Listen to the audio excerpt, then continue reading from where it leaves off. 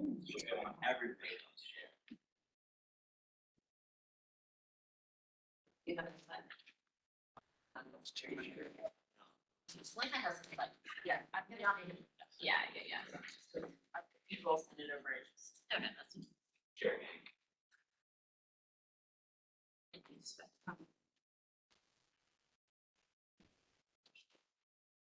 You know, Ben actually did get his promotion. He's the interim deputy.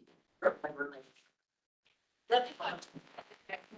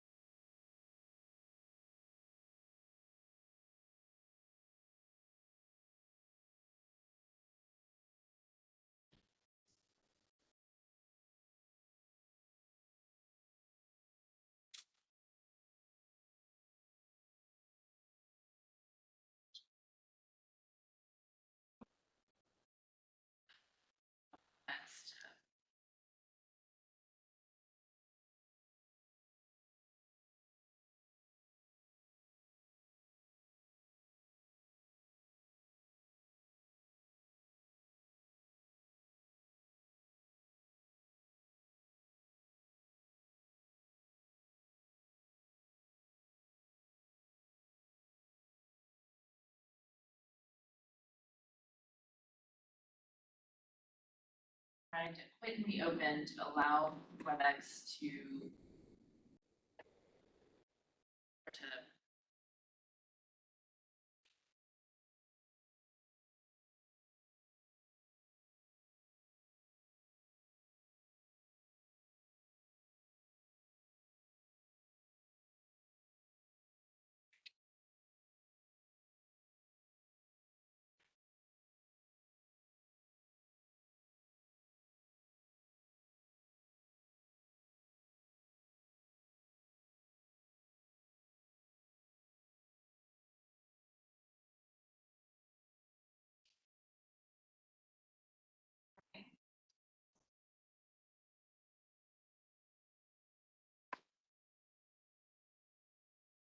John staring at the time. So we can't be at Rutherford anymore.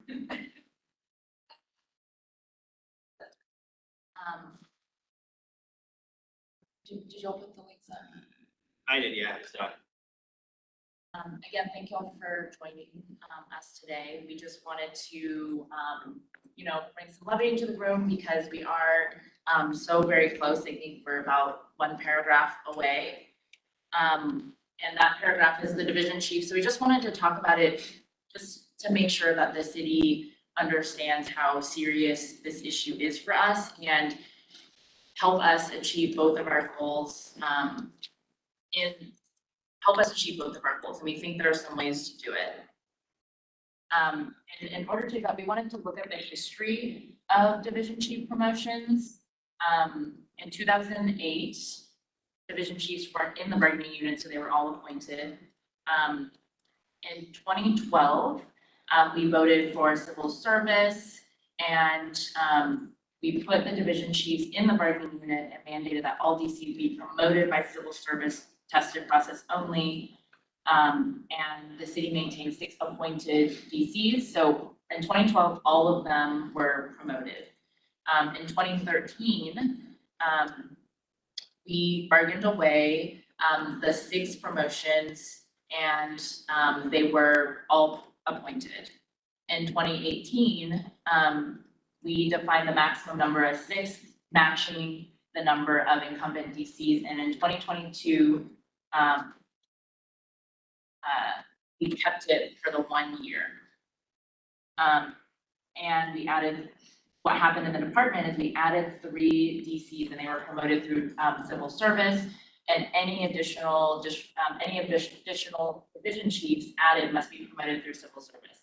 And the reason why we added those 3 is to create EMS 100, which is 4 division chiefs that are based in a 24/72 shift, and they kind of oversee the daily operations. And so what we're offering to y'all today in 2023, we really heard what the city said, that they want to be able to appoint their team and appoint as many folks as they want. And so we are offering that. We think that that's extraordinary given how far we've come because we continue to limit it. And so we are allowing the city to make an unlimited number of appointments. And the way that we're doing that is we're defining the maximum number of promoted DCs as opposed to right now, it's anything above the 6 have to be promoted. And we're saying that we retain a certain number of promoted positions. So we know that with the OCMO merge, that there will be the possibility of some additional DCs, so those could all be appointed. We know that as EMS and its mission changes, evolves, that y'all need to add division chiefs, those can all be appointed. So we think that that is a great compromise of really getting what the city is asking for. And we'll show you the language that we think gets us there. We'll go through all the language, but I just want to share that idea.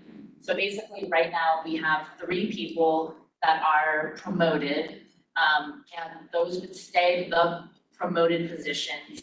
And then we added a 4th that would be promoted, basically saying that these 4 are the EMS 100 folks. We're not specifying that though, so of course the department can shift people around, but that's kind of the idea. And then any other division chiefs are completely up to appointment. And I want to show just a comparison with police and fire. So for AFD, y'all are capped at 15. So the city is capped at 15 within the contract. And they have 10 appointed, 5 promoted. APD, they have 24, it's not capped. And it's 6 appointed, 18 promoted. For EMS, currently we have 13 and 10 have been promoted and 10 have been appointed and 3 have been promoted. And so we're not trying, we are trying to provide this uncapping, which is different from AFD, and also saying that they are unlimited appointments after the 4 promoted. And you know, we also wanted just to look at the in totality of the contract, since we are so close, and just also look at all the things that both sides have accomplished and compromised on, because we heard you that this is a deal killer and that y'all don't feel like compromising, and we just want to share that, you know, we feel like we've really compromised on our deal killers as well, and that we have given the city many of their deal killers and asks. And in fact, we compromised on all of the city's deal killers, or just given the deal killers straight out to y'all. And for us, we feel like we've either compromised or we removed them as deal killers. So for the union, like we said, pay parity with AFD and police were very, very important to us. And we know we can't do that in the contract. So we asked for 2 things, 23 and 26 year steps and a 457 match. We had actually had the 457 match costed out in 2022, and then in 2023 in subcommittee, that's just off the table. We compromised, and so we compromised at a committee to look at the issue. We wanted 23 and 26 year steps at 7%, so to allow people to work up till when they're eligible to retire at 30 years and have steps throughout the pay scale. And the compromise is that it's a 3% raise at 23 and 26 year step. In the first letter that we wrote to Jesus, we asked for pay parity with APD. That pay scale would put us at a 4-year contract of 100 million. And then we started talking about AFD. AFD's 42-hour a week pay scale put us at 50 million. And the compromise is 32 million. Retention, we looked at a whole bunch of stipends. Here are just 3 of them, for example. Juneteenth, parental leave, increased differential, and we compromised at keeping 3 or 4 of those stipends out of all of them that we asked Katie to cost out. And that includes some pretty significant things that just ended up being very, very expensive, like any pay beyond 24-hour shift is 2 times, like callback work is 2 times. And we also really wanted to appreciate folks for coming to work. And so we wanted a leave buyback program for all 4 years, and we compromised at 1 year, and we went from 300,000 to 200,000. Also very important to our membership was the strategic plan, which we removed. And basically it says that we'll release the latest one on the intranet. It doesn't guarantee that we're gonna get a new one. It doesn't even provide for a requirement for a presentation to talk about the most latest one. It just says there's gonna be one available on the internet. And then we completely removed paramedic practitioner, even though we have been talking about that from the very beginning. I know that we're going to talk about that in OCMO, but I think a lot of us still have wished that we could have put that in this contract because we think that they're separate issues. And what we heard from the city is that that division is your number one. We think we are giving you that we're giving you unlimited appointments. We are just also preserving some civil service protected promotions for our members. You'll ask for fast track recruitment at 10 years. We compromise at 2 years. I also heard that a deal killer was Article 26, and the association really didn't make any substantive changes to Article 26. So basically what y'all wrote with some just grammar edits, we accepted that. We agreed with y'all to increase medic to call taker pay. We also heard that authorizing communications, CS direct hire was important, and we gave that to y'all just on the first go. An easier pathway between field and comm. We just talked about that as just an issue inside the union, just as far as what the actual day-to-day of that would look like. But we did reduce the time to crossing over, so we did make it a little bit easier to transfer between the two fields. We also did increase the flexibility to test to promote quicker. We put in the 90-day rule. We had offered basically that people could take the test almost 2 years early if they would be eligible within the lifetime of a contract, but we heard that that would be too difficult to implement. And we also heard that y'all wanted that everybody gets at least a 4% raise, which we believe we also achieved. So we really think that the city has accomplished a lot in this contract, and that we have compromised, and we have also compromised a lot of our original goals as well. And so we do see this as a win for both sides. We understand that our requests, we don't know how they cost out at the beginning, so we put them all in. And so we understand that we're gonna have to compromise in these areas, and we really hope that the city will compromise in this area as well, even though we feel like we are giving the city what they want, which is unlimited promotions, especially considering that we have 3 promoted positions right now. So I am going to now share our direct language.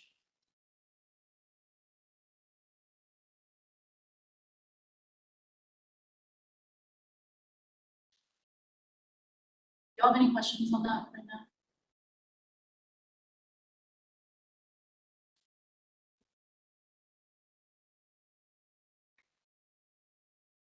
And that was a lot of information, but hopefully the language will help clarify. So this is our full package, the way that y'all have laid it out. Houston did a big effort in turning things into plain. So let me see.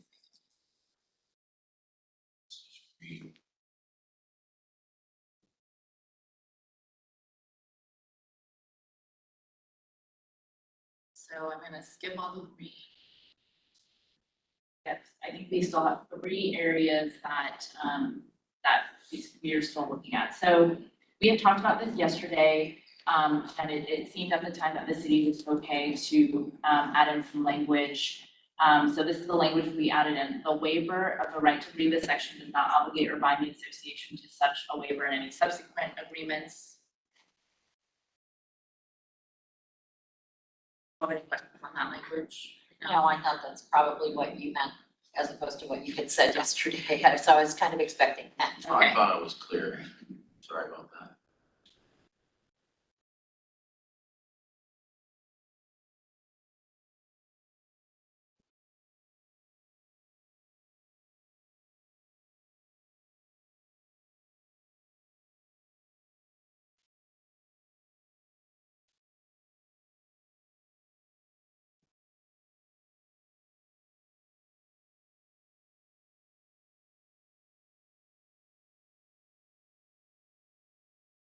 Okay.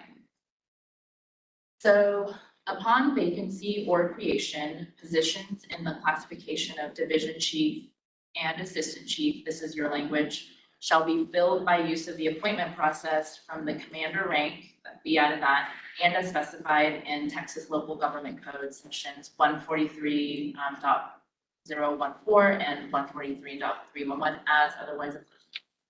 At minimum, 4 division chiefs shall be promoted from the commander rank by the procedure, same as for commanders under Part B, Section 4 herein. A person appointed to such position shall have all the, and this probably should refer to everybody. A person appointed to such position shall have all rights and remedies afforded under local government code. Houston removed this language. Yep, and so for one, where the board, at minimum 4 division chiefs, we had to change that just to say like 4 division chiefs because we were talking about putting a max on the number of division chiefs that could be promoted. The reason that we removed the last sentence on G when we were discussing, I briefly talked about it with Ben. I think the intent was to cover both the without cause removal, which is covered in 014G, and then with cause, which is covered in H. And so to reduce any ambiguity, that is why that last sentence was removed, because that, while that sentence does refer to without cause, G already covers removal without cause. And the back and forth over including H was about solely indefinite suspension with cause. And since it seems to be addressed fully in the previous sentence, it seemed as if it was unnecessary and would eliminate any ambiguity between the parties once we actually were to sign a contract. The next language is a 4th promoted division chief position shall only be available if the division chief expands beyond 9 appointed positions. So I think the intention here is that right now we have 9 division chiefs. We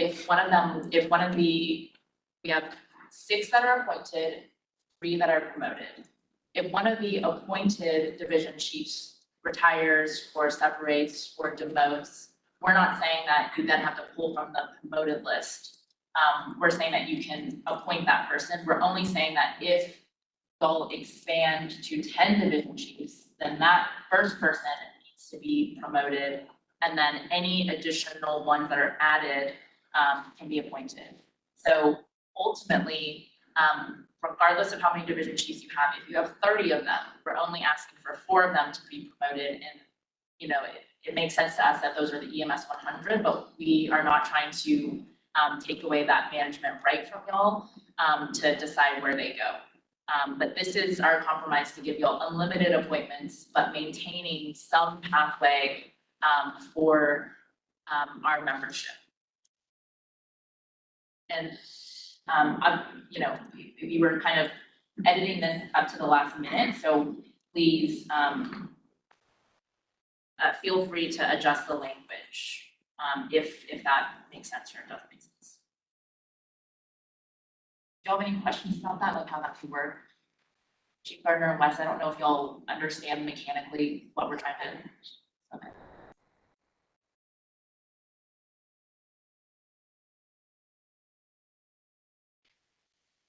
So crossover, next one is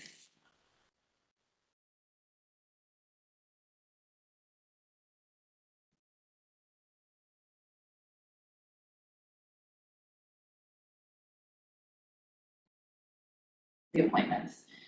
So we heard what you said about making reappointments look like the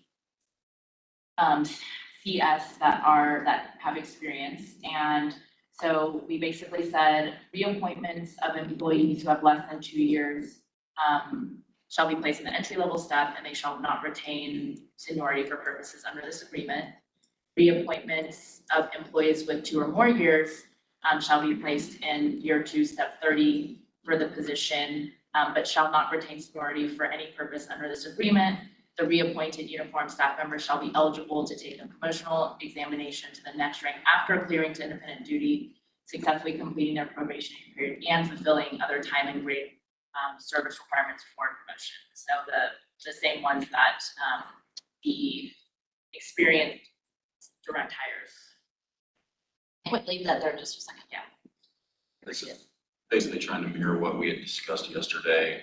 Yeah, When you say time and grade and service requirements, you're talking about the eligibility portions of the promotions or? Yes.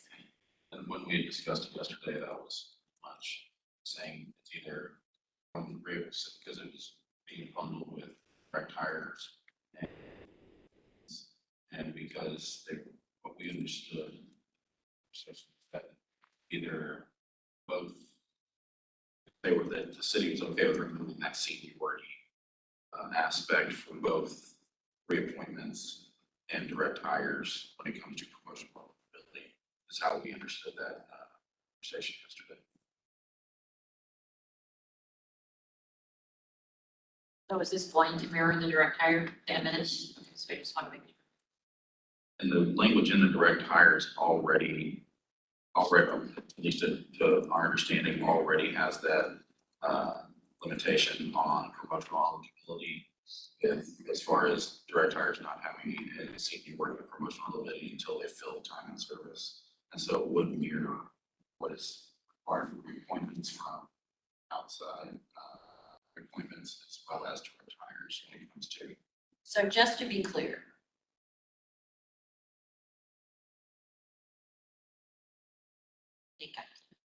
I think this is the same as what we had by deleting it, and you're just clarifying it. You're not changing it beyond the deletion. It's our understanding of what the deletion did to begin with. That is our understanding. You're just making it out there and Yeah, we're, in words. Okay, we'll take a look at that is our intent. that. That's what I'm hearing. I just wanted to make sure.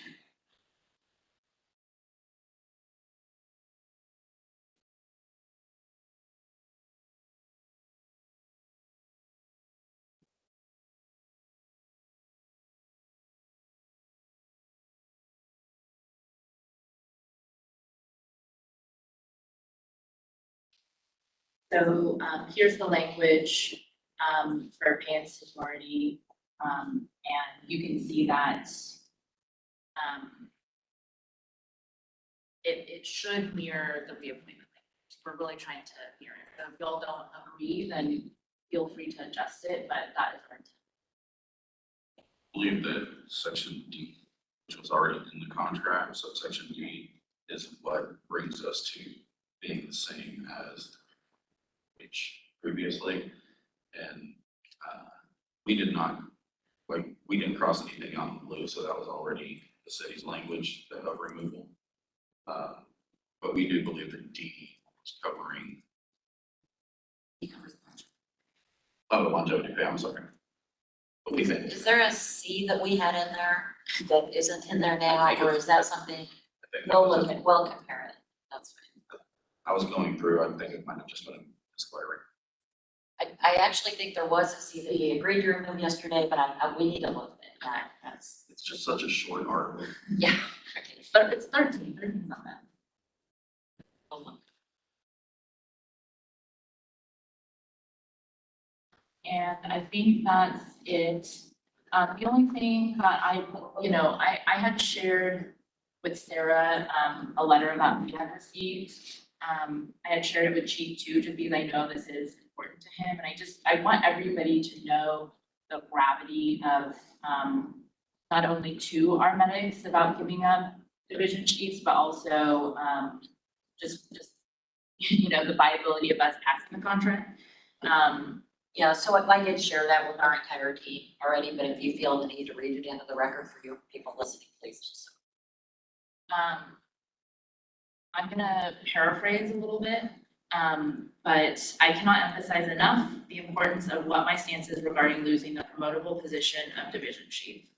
The city is taking away, stealing available promoted positions from our bargaining unit.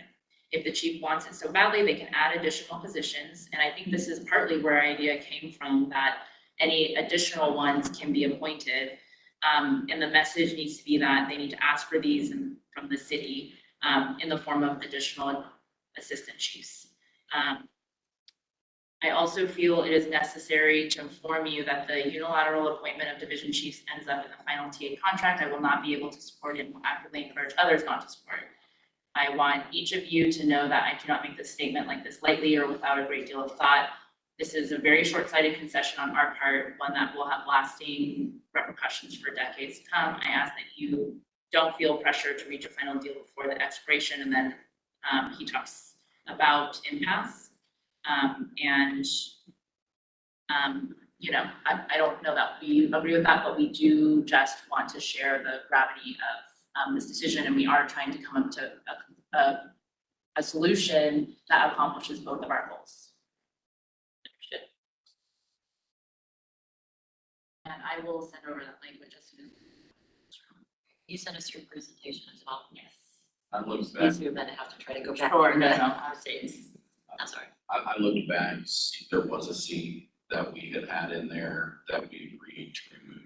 Movement through the pay schedule shall not take shall placement in the step plan, which shall. Oh, right, that's exactly. So what we it was. removed, Okay.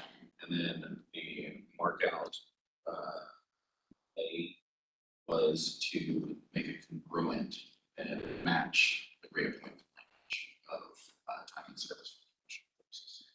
Look at this. Okay, do we have any questions? Right, we will look at what you sent over and get back.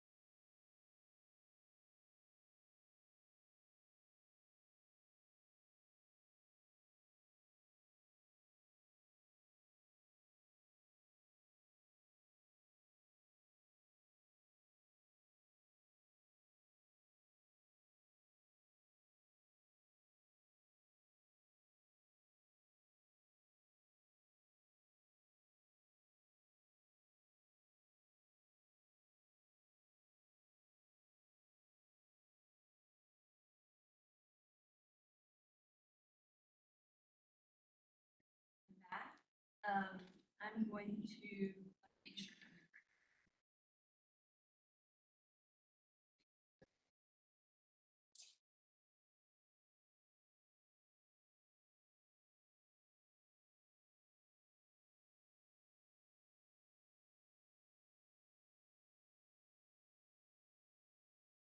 Want to go over our response and city's package proposal. I timed it for 1 p.m. just so that we know the sequence of how these things went. Just gonna go slowly go through it.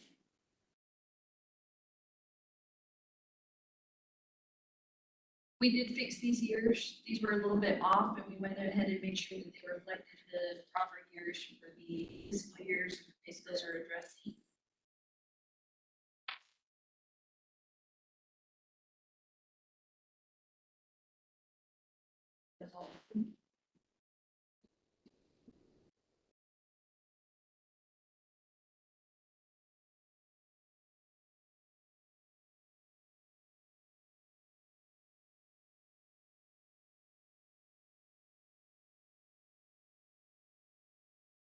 Oh, right here.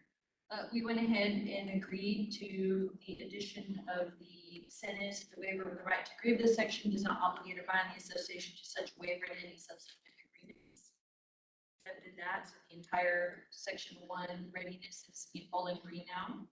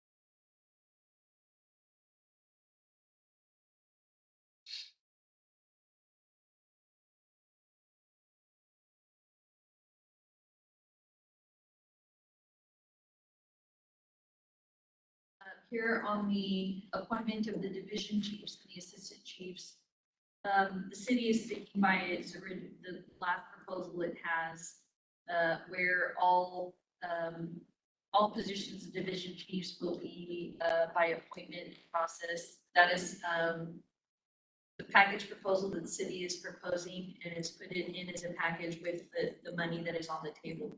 So the city is rejecting the last proposal from the union, and we're coming back with the same proposal that we have asked, which is extremely important to the city, and that's the appointment of all division chief positions. I think the last part, to read, I guess the last part of that division chief, where the 1.5 times pay issue, I think that's agreed to. It was a language that we had proposed was in green, and I just wanted to make sure, so I went ahead and let that part in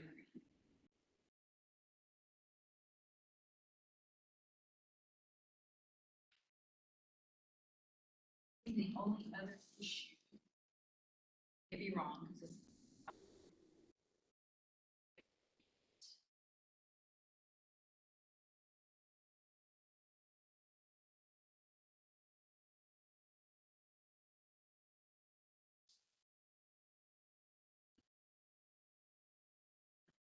yeah. And in section 16 on the reappointment of uniform staff,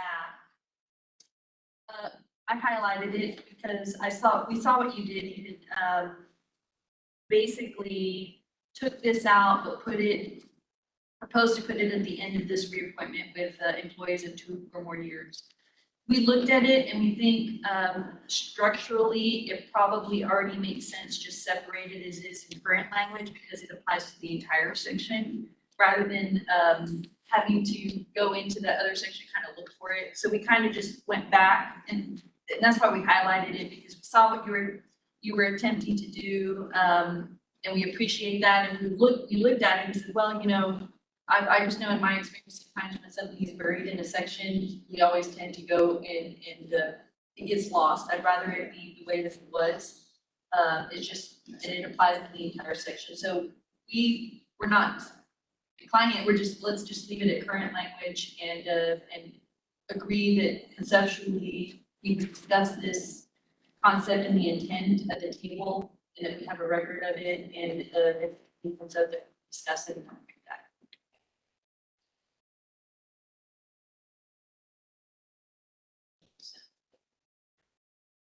Right. Yes. Section is, That's the very end of the document. okay. There's one more thing I need.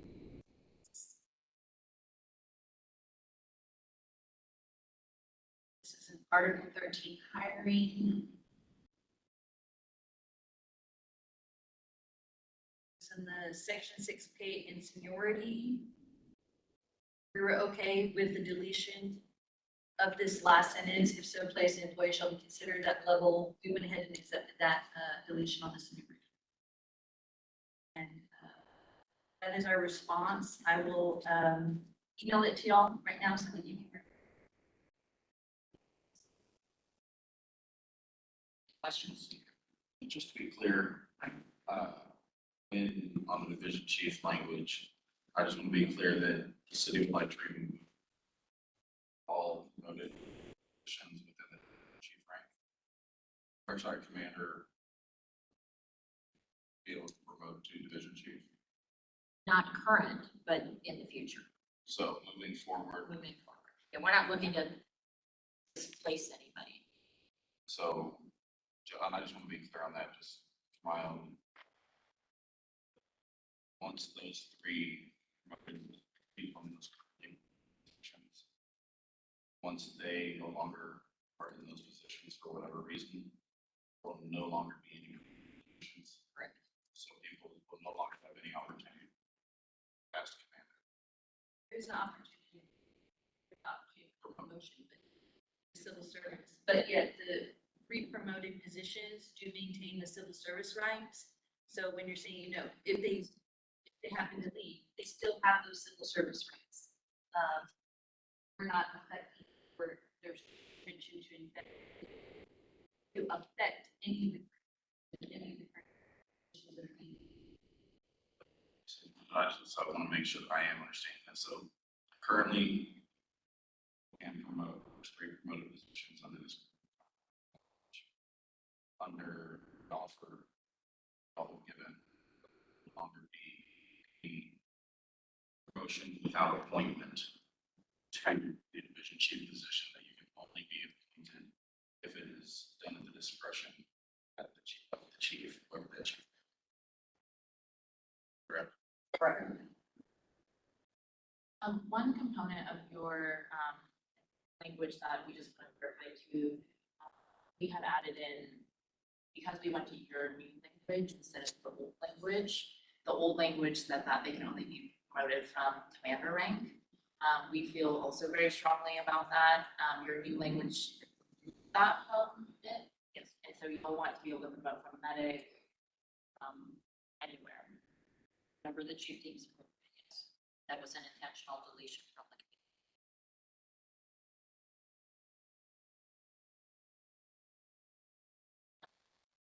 You know, we haven't talked about that publicly. And I hope you all understand how difficult that would be for us and in fact impossible. We have a group of 500 very strong folks, and we think it's really important to move up through the professional process. At minimum, to go from clinical specialist to captain so that you understand what it is like to be a paramedic or a clinical specialist in communications in this department. And then you train other people so you understand what the training requirements are. And then you lead a small group of folks as a commander, and then lead a larger group of folks as division chief.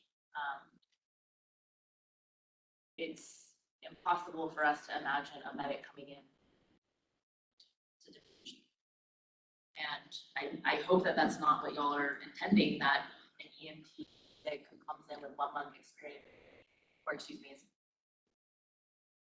be generous, say, cleared to independent duty and then can be promoted to division chief. That sounds insane. Yeah, and I think our belief is that the chief has the wherewithal to, So along those lines, can you explain? The city would like to restrict EMS further and safety departments when it comes to promoting to a division chief. You would like to restrict that much further and with the discretion to do it without any of the current qualifications, expertise, any experience. Please explain why. What I can why tell you for is that- safety reasons, would that make sense? what I can explain to you is that each of the chiefs has different operational needs and concerns, and they each rank them differently as to what their priorities for the operational needs of the department are. We have not had that in our other contracts per se, but we certainly have bargained for them and believe that it's important in all of those. In this particular, this is the chief's top priority for his operational needs of the department. So the chief would like to be able to people's ability to earn to division chief level. You can state it how you I want, mean, that's certainly not what we're saying. You said the chief Yes. priority. Yeah, therefore it's starting. speaking. Excuse me. I'd like to respond. Please do. You ready? I said, the chief's top priority is, you said the chief wants to limit their rights. That is not what the chief said. So don't put words in his mouth, words in my mouth, or say that I'm saying that on his behalf. I said one of his top priorities is that he be able to appoint his executive staff. He's not seeking to, strip away the rights of that's not how it's seen at all. And you can see it how you see it. We're going to see it in a different way, clearly, understood. But please do not put words like that in the chief's mouth or in my mouth. Well, so I can understand that.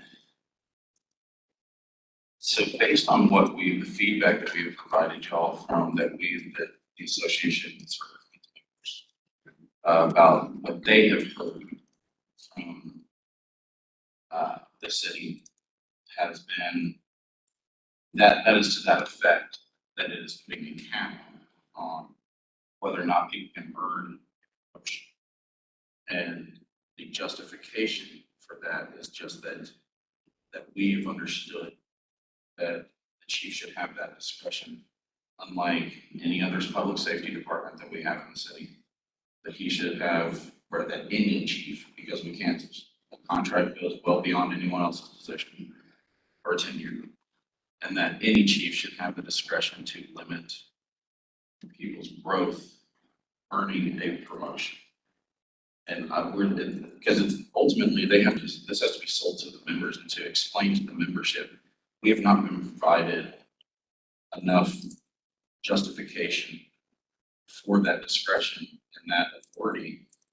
It is a very hard sell to do that, to say what was given to you in civil service rights is now being limited based on authority and assumption of good intentions. Yeah, so the only thing I could really say is this entire contract is a limitation of civil service rights. And all of them have to do with the operational needs of the department. So if you look at chapter 143, what this contract does is it bargains against chapter 143. So, for example, the operational needs of the department to have a diverse workforce for hiring purposes, we vary from the hiring from 143. For promotional purposes, we vary from the promotional standards in 143. This is part of what the department's operational needs, as seen through the chief and through the management of the city as well, is a necessary tool for the chief to have to be comfortable with his executive staff being appointed by him. And that is our explanation. Every single thing in this contract is a variation. from 143. Some of it to the benefit of the city, some of it to the benefit of the employees. We are not the only ones who are bargaining here. Y'all have gotten quite a bit from this department. We're varying 143 by giving you the 45 minutes a day. It didn't That's have different. anything to lift, it didn't, all sorts of things were in At there. 45 minutes, there's no mandatory, which we asked for, that was declined.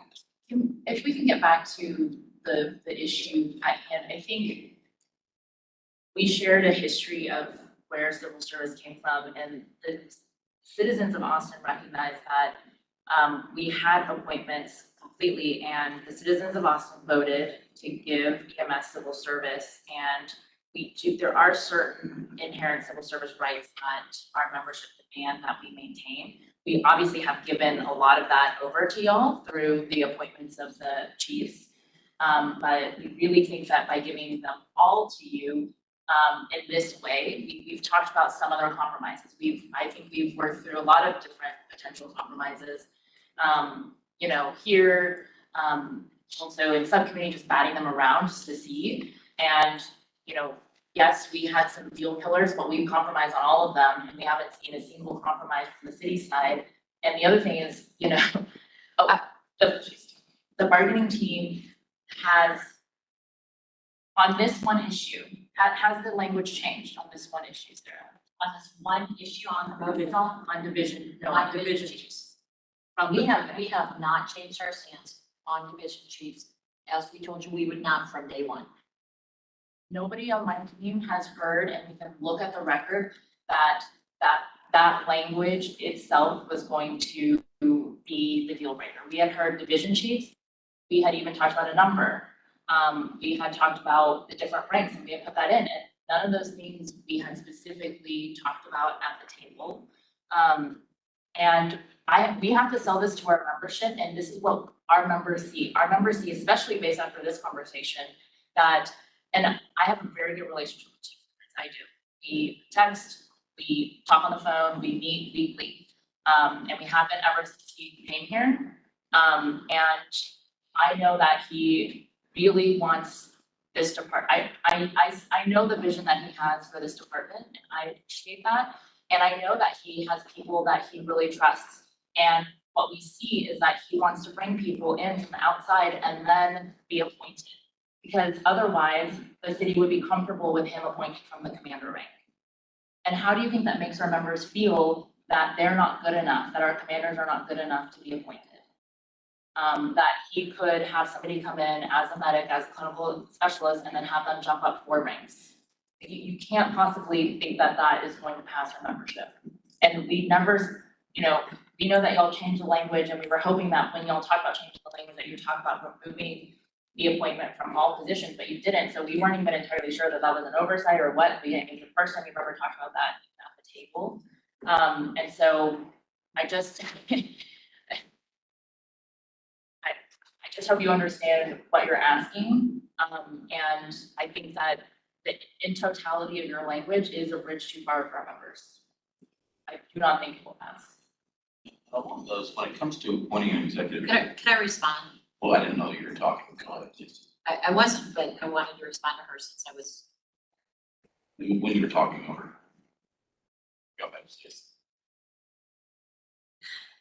I do not think this needs to be as adversarial as y'all are making it. I'm trying to respond as she talks. If I talk over her, it's not to be a jerk. It's trying to address a point at the time she says it instead of 10 minutes later. I'm really not trying to be a jerk. But I did want to point out that when you say the citizens of Austin voted for a meet and confer agreement so that this sort of thing could be bargained for. They didn't vote for which way it should go, just that we could discuss it at the table. So I just want to make that clear. When you keep repeating that, that's not exactly how it works. So I want to make that clear to everybody. And I think they voted to give us the right to be able to bargain over these issues. But it just doesn't sound like we're bargaining if y'all say that this language has to stay this way, and we're not going to accept any compromise or think about trying to. Yeah, the only thing I would say to that is this is the first conversation that we have had about the commander rank. And that particular issue, I think we can at least discuss in our caucus. Because, we've seen it in your language, but we have not discussed that at the table before. Other than that, conceptually, we are where we are. But we can have a conversation regarding that particular issue, and I have no idea where it's gonna go. So we'll go Compass and we will, let you know, but we're not leaving today. And we'll check. I just want to bring one more thing to y'all's attention for caucus, whenever we discuss the discretion of the chief make appointments. The chief already has a very broad discretion to build his executive team, for executive management, president, appoint assistant chiefs. And he can appoint as many as he wants. There's nothing binding. He has yet to use that authority. And by this contract, we would be granting a further authority for him to appoint unlimited division chiefs, which is not even used as full authority to appoint more assistant chiefs. And at the same time, it would be granting more power to do that, while at the same time removing opportunity for retaining and recruiting people who believe they can have a career path here. And so if we're going to discuss the discretion of the chief and what he should be able to do regarding his executive team, I think that should be contemplated, that there's a need to exercise the full extent of their management rights when it comes to appointing executive staff, such as assistant chiefs, while at the same time removing upward mobility for people who are seeking a career path in Austin. We will consider that. I would only say it doesn't remove a career path for upward mobility. It only removes the testing process for that. Merit-based upward mobility. All of which one? I know. Thank you.